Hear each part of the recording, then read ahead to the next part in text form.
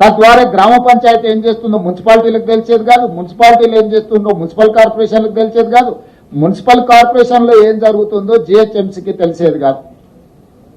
తద్వారా ఒక గందరగోళము, ట్రాఫిక్ జామ్లే కాకుండా వర్షాలు వచ్చినప్పుడు కానీ రకరకాల సమస్యల్ని ఎదుర్కొంటున్నాము.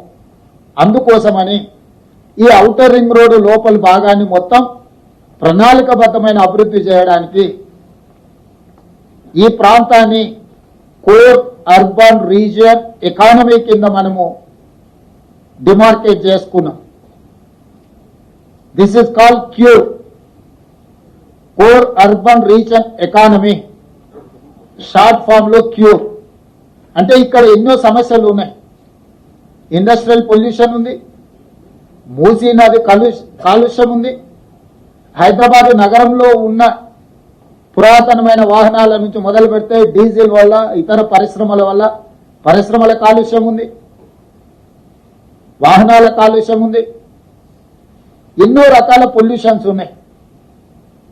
వీటిని తగ్గించడము లేకుండా చేయడము, తద్వారా ఒక నెట్ జీరో సిటీ లాగా కాలుష్య రహిత నగరంగా మార్చాలి అని అంటే దీన్ని క్యూర్ చేయాల్సిందే. ఈరోజు ఢిల్లీ, ముంబై, చెన్నై, బెంగళూరు నగరాలను మనం చూస్తున్నాం.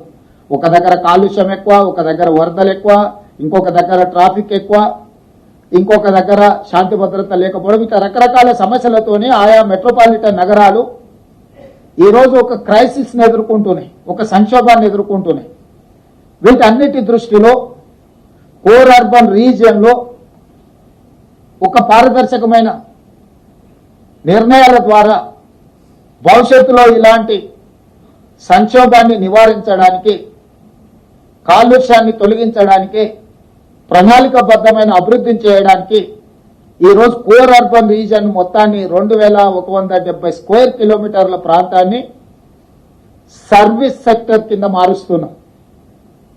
ఈ ప్రాంతంలో ఉండే జీసీసీలు కావచ్చు, ఐటీ కంపెనీలు కావచ్చు, ఇతర ప్రభుత్వ రంగ సంస్థలు కావచ్చు, ప్రైవేట్ రంగ సంస్థలు కావచ్చు, కాలుష్యాన్ని వెదజల్లే పరిశ్రమలన్నిటిని కూడా బయటికి తరలించడం ద్వారా, చెరువులను, కుంటలను, నాలాలను ప్రక్షాళన చేయడం ద్వారా, అత్యధిక వర్షం వచ్చినప్పుడు రోడ్ల మీద, కాలనీలలో నీటి వరదల సమస్యల్ని తగ్గించడానికి ఈ కోర్ అర్బన్ రీజియన్ని ఒక యూనిట్ గా ట్రీట్ చేస్తున్నాం. దీంట్లో అభివృద్ధిలో భాగంగా మెట్రో రైలు విస్తరణ కావచ్చు, మూసీ రివర్ డెవలప్మెంట్ కావచ్చు, ఫ్లైఓవర్స్ కావచ్చు, రోడ్ల విస్తరణ కావచ్చు, కాలుష్య పరిశ్రమలను తొలగించడం కావచ్చు, ఇట్లా అన్ని రకాల అంశాలను ఆ కోర్ అర్బన్ రీజియన్ ఎకానమీలో అభివృద్ధిలో భాగంగా అక్కడ డిఫైన్ చేసి కోర్ అర్బన్ రీజియన్ని మనము ఈరోజు ఒక ప్రణాళిక తయారు చేస్తున్నాం.